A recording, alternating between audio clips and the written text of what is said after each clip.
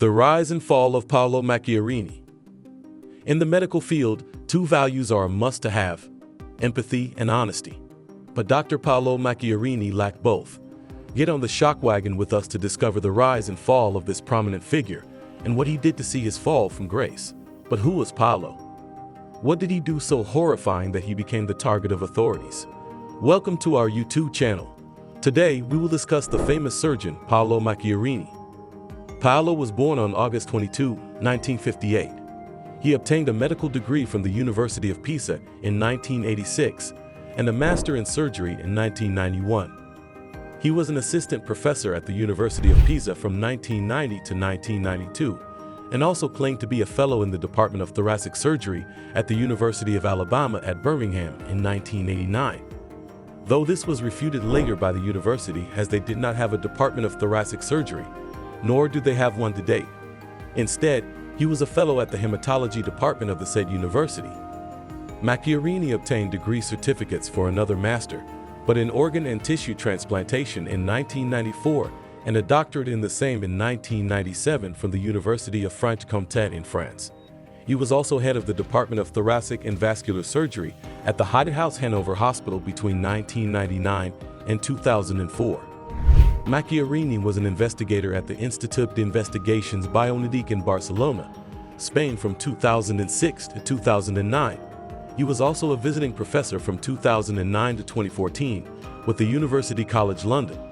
Other than that, he has been involved with the University Hospital Corradi, AOUC, as a consultant and project manager since 2010. In September 2010, Macchiarini was offered to be a visiting professor at KI in Stockholm and a part-time position as a surgeon at the Associated University Hospital. In 2013, the clinical collaboration was severed with KI, but Macchiarini was able to carry on his research work at the institute. In 2011, the surgeon became famous for a groundbreaking transplant operation on Claudia Castillo involving plastic windpipes infused with stem cells and became known as a pioneer of regenerative medicine. To talk about his personal life, he was married to an Italian woman named Emanuela Pecchia, and the couple had 2 children together. She had been an NBC producer and was to produce a documentary on his discoveries. Their relationship turned romantic and they were soon to be wed. He told her that their wedding would be officiated by Pope Francis, with Barack Obama, Michelle Obama, Elton John, John Legend, etc. in attendance. However, it wasn't always this simple, as he had been previously married, which Emanuela found out while she was making the documentary, but he had promised that he would divorce his wife. After finding out that the Pope was in South Africa the same month they were to be married, Emanuela confronted Paolo, who managed to make up lies. These lies had no effect on her, and she realized and saw through his web of lies. Enough about Paolo's experience in life. We will now move on to his patients. Claudia Castillo.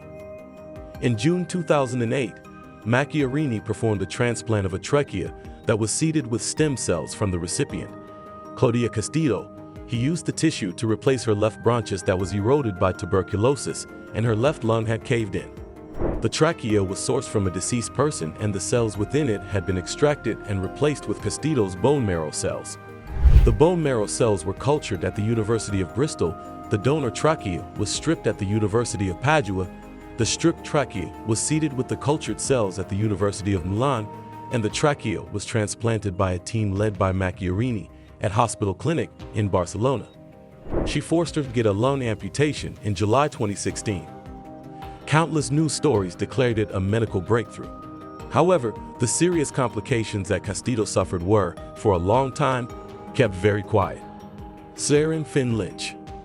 In March 2010, Macchiarini only witnessed a transplant operation conducted by surgeons at Great Ormond Street.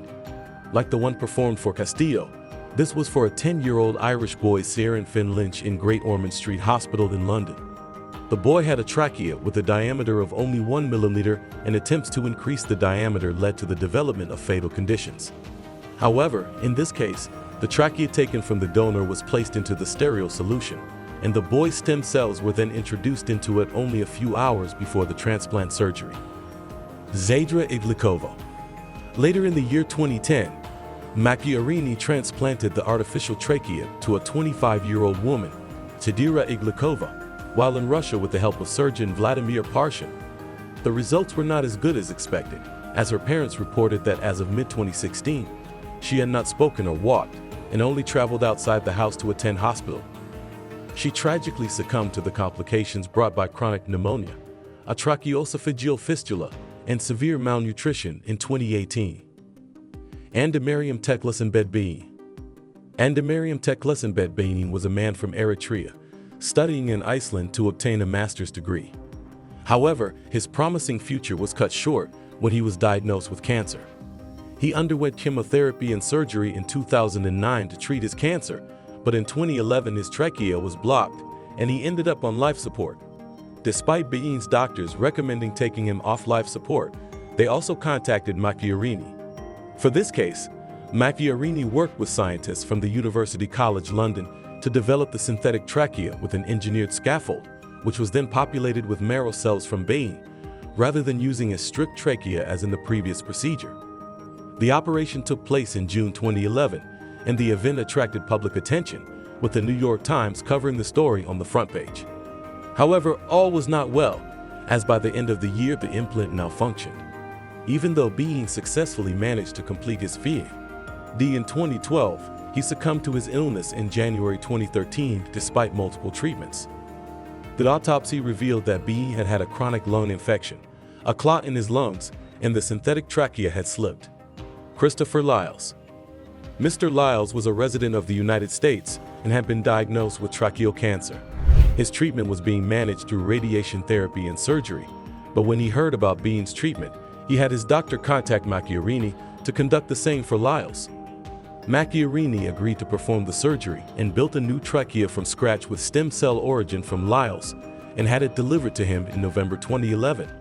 However, Christopher suffered a similar fate as he passed away in 2012 when he was coming back home, and no autopsy was performed. Yulia Tulik.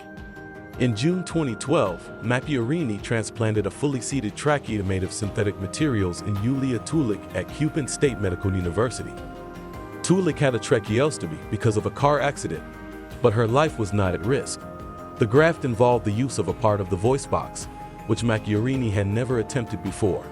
The trachea unfortunately collapsed, and Yulia died in 2014. Alexander Zozulia. Similar to the previous case, the patient, Alexander Zozulia, had a tracheostomy due to a car accident and his life was not at risk. Macchiarini operated on him in June 2021. However, the side effects arising from the first implantation in 2012 led to the second operation in November 2013. However, a few months after the surgery, Alexander tragically passed away due to mysterious circumstances. Yesem Cedar.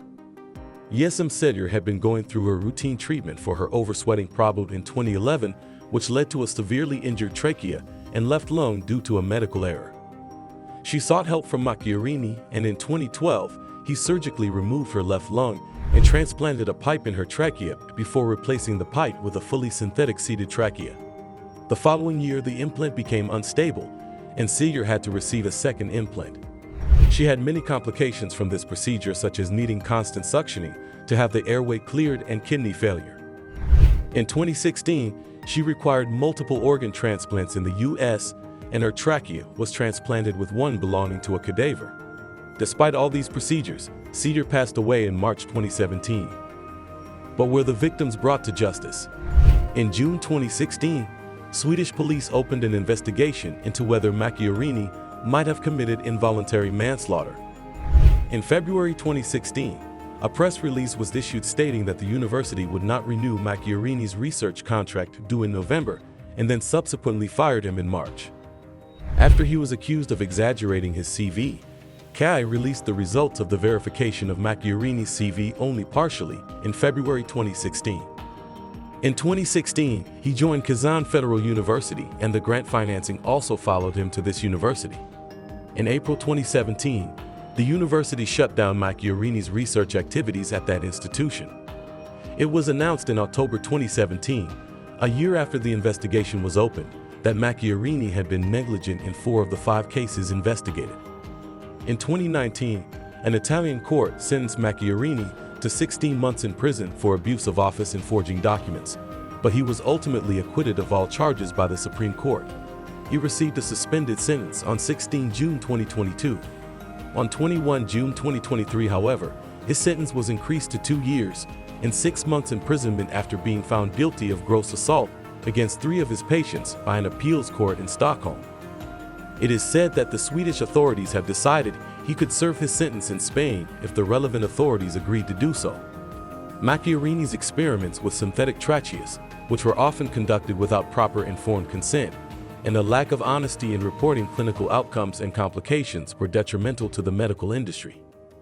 Macchiarini's misleading and sometimes false representations of patient conditions and outcomes were unethical. These things that may seem little have a big impact on patients' lives and may even cost them as so. Have anything you'd like to share with us? Comment down below. Make sure to like, comment, and subscribe to our channel.